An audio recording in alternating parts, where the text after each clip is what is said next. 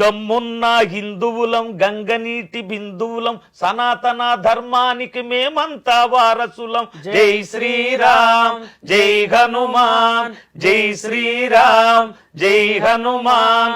దమ్మున్న హిందువులం గంగనీటి బిందువులం సనాతన ధర్మానికి మేమంతా వారసులం. జై శ్రీరామ్ జై హనుమాన్ జై శ్రీరామ్ జై హనుమాన్. హనుమంతుని కాషాయ జెండాను ఇంటి పైన ఎగరేసి చెబుతున్నాం మేమంతా హిందువులం. దమ్మున్నా దమ్మున్న హిందువులు. ఇట్లా పల్లవి చెప్పాం మేడం.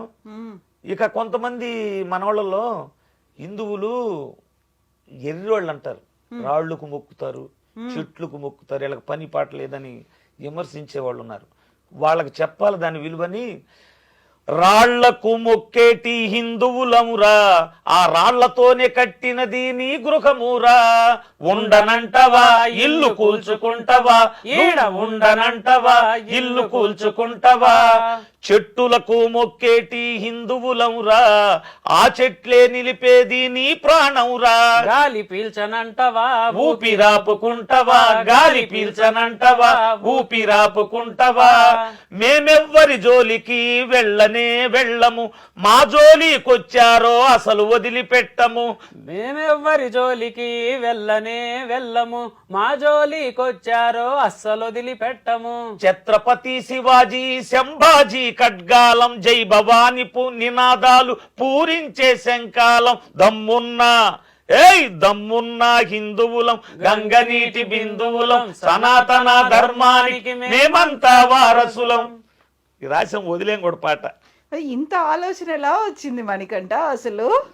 ఏమో మేడం, ఫస్ట్ నుంచి నాకు ఆ థాట్ ఉండేది మేడం. ఎందుకంటే ఈ మాటలో ఎక్కువగా రాళ్ళకు మొక్కుతారు హిందువులు, చెట్లు మొక్కుతారు, దానికి ఏదో ఒక అర్థం చెప్పాలి. ఎందుకంటే హిందువులు వాళ్ళ నిత్య మనుగడలో మనిషికి ఉపయోగపడే ప్రతిదాన్ని దేవుడిగానే పూజిస్తారు మేడం, ఏదైనా. అలాగ ఒక అర్థం చెప్పాలనిపించి రెండో చరణంలో కూడా భూమికి మొక్కేటి హిందువులవురా, ఈ భూదేవే మోస్తున్నది నీ భారమురా, కాలు కదపనంటవా అడుగు వేయనంటవా, నీళ్లకు మొక్కేటి హిందువులవురా, ఆ నీళ్లు లేని నీ దేహం పీనుగేనురా, ముట్టనంటవా నీళ్లు త్రాగనంటవా.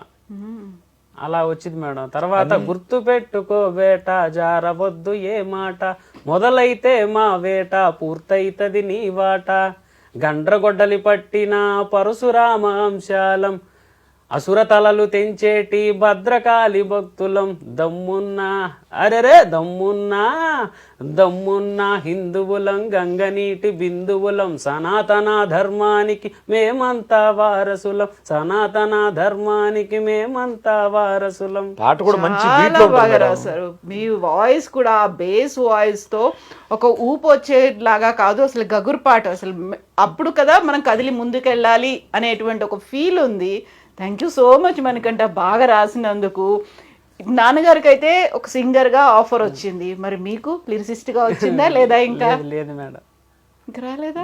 నేను కూడా ఆయన చేత నాన్నగారి చేత పాటలు పాడించుకోవాలి, ఆయనకంటూ సొంత పాటలు ఉండాలి అన్న ఉద్దేశం నుంచి నేను రాయటం మొదలు పెట్టాను మేడం. నేను కూడా 2 years నుంచే రాయటం మొదలు పెట్టాను.